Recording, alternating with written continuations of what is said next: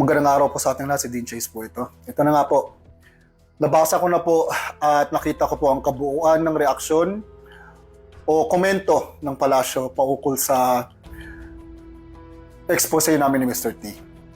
Ito na nga po, ang kakapal talaga ng mukha nito mga hinayupak na itong mga putang inan to. Ano sinabi mo, Claire Castro? Dapat may maagarang aksyon patukoy sa bagong paratang sa mag-asawa na nasa palasyo. Di ba? Pinasusundan nyo na kami. Diyan na pupunta ang taxes nyo. Pinagsasayang ang pera ng mamamayang Pilipino. Magkano naman budget nyo na iniligay sa amin dito sa Amerika? Milyon-milyon na naman yan. Para lang matukoy kung saan kami nakatira. Kakalipat lang namin. Tapos may inutusan na naman kayo doon sa old neighborhood namin. May paikot-ikot doon, parang tanga, nagtatanong kung saan na kami lumipat. Di lang yan, kinuha nyo ng laptop ko, di ba? Andun ang mga files. Akala nyo naman, tanga ako na hindi ako nag-backup. Lahat may backup yan. Sa tingin nyo talaga tanga ako? Nakuha nyo na rin ang cellphone ni Mr. T. Di ba? Yun talagang gusto nyo makuha ang cellphone ni Mr. T kasi alam nyo, andun ang lahat ng contacts ng mga opisyalis na naging customer niya, di ba? Di ba yan? Yan ang gusto nyo makuha. Kasi ang taas ng lista ng pangalan dun eh. Mga messages. Meron pa nga isang ano dun eh. Sino yun? Anak ng isang presidente na ngayong naging senador na. Di ba? Yung talagang pakay nyo eh.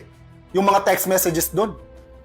Nila Pauli Tontoco at sino ang mga inimitahan niya na naging naging kliyente ni Mr. T. Di ba? Andun din ang asawa niya. Ang bababoy nyo. Nakakadiri kayong lahat. Diyan na pupunta ang pera ng mga Pilipino. Ang raming mga Pilipino nagugutom. Meron na nga mga Pilipino na mamulot na lang ng pagkain tira-tira sa Jollibee.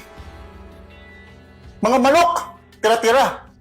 Para gawing pagkain, tapos kayo dyan sa Malacanang nagpapasasa kayo. Bilyon-bilyon, milyon-milyon, sinasayang nyo. Sa kapritsyohan nyo, putang ina nyong lahat. Ang kakapal ng mukha nyo, putang ina kayo. Isa ka pa, Boyeng Rimulya. Ano sinabi mo?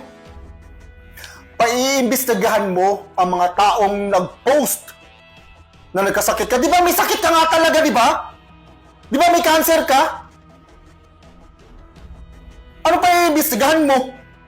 Nananakot lang kayo. Tinatakot nyo ang mga tao na nagsasalita against sa corruption nyo. Hindi kayo mga leader.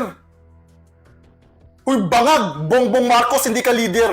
Boyeng Rimulya, kayong lahat, mga potang ina kayo. You are not leaders of the country. You are terrorists disguised as politicians. Kakapal mukha niyong hayop kayo, potang ina kayong lahat. Sinasayang yung mga pera ng Pilipino. Bilyon-bilyon! Sino ba naman magbabayad ng 2.3 million para lang tirahin sa puwet? Para makatsupa lang! Kayong mag-asawang kakapal ng mukha nyo. Nakakadiri kayo. Naaawa ako sa mga Pilipino. Alam nyo, wala akong makukuha dito. Maganda ng buhay ko dito sa Amerika. Maganda ang trabaho ko dito. Pero naaawa ako sa mga Pilipino. Bilyon-bilyon kinukuha nyo sa kaban ng mga Pilipino. Utang ina nyo. Hindi kayo naawa. Porket may mga kayo, may mga followers kayo, meron din naman kayo mga followers, puro din mga tanga. Mabigyan lang ng sardinas, okay na.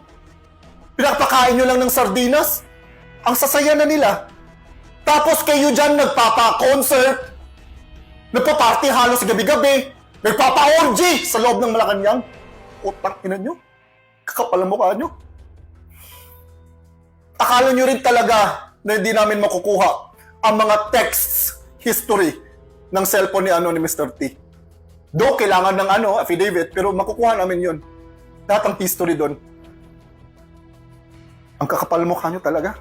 Di ko mawari kung saan kayong galing planeta, bakit nyo nagagawa yan sa ano nyo, kapwa Pilipino nyo. Kakadiri kayo. Eto na lang. Okay. Since mabigat tong ano ko, ebidensya ko sa inyo, alam nyo, you know within your hearts of hearts na mabigat tong ebidensya na hawak ko. Let's make a deal. Mag-deal tayo. Magpa-hair follicle test kayong dalawa. Lisa Marcos, Bongbong Marcos. Isalin nyo na lahat ng ano nyo, pamilya nyo. Magpa-hair follicle test kayo. Deal ah. Magpa-hair follicle test kayong lahat. Pag negative kayo, susuko ako. Isusuko ko si Mr. T. Sige. Kahit ipapatay niyo pa ako. Pag mag-negative kayo, uuwi ako sa Pilipinas. Ibibigay ko lahat ng mga files na meron ako. Beverly Hills files, ang bimbangan video nyo at audio, ibibigay ko lahat. Tapos susuko ako. Pero pag nag-positive kayo, hayaan nyo na mga Pilipino ang humusga sa inyo.